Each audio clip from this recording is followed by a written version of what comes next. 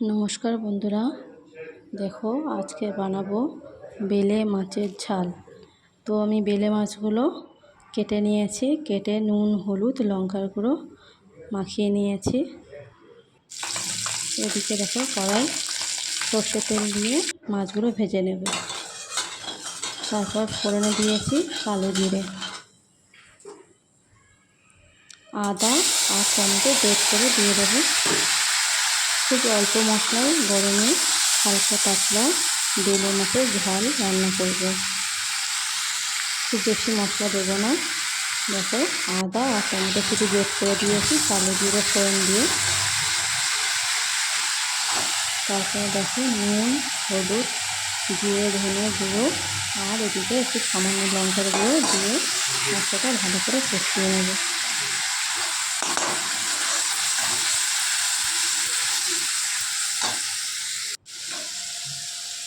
তারপর দেখো কাঁচা লঙ্কা আর ধনে পাতা অল্প একটু দিয়ে দিলাম, মশলার সঙ্গে কষিয়ে নেব।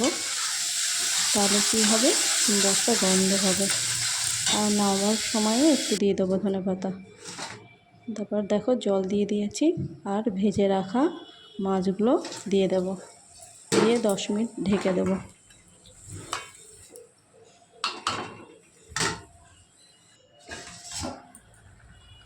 তো ঢাকা তুলে দেখো খুব বেশি সময় লাগবে না, যেহেতু কোনো আলু টালু কিছু দেওয়া হয়নি, শুধু সামান্য মশলা দিয়ে ঝাল।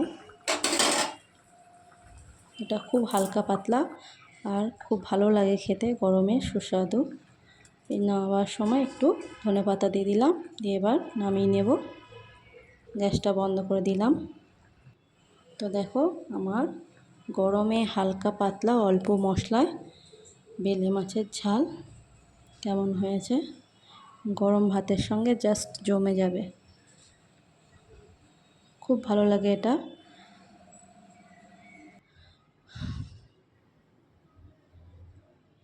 ভালো লাগলে সাবস্ক্রাইব করো, লাইক করো, কমেন্ট করো। Thank you.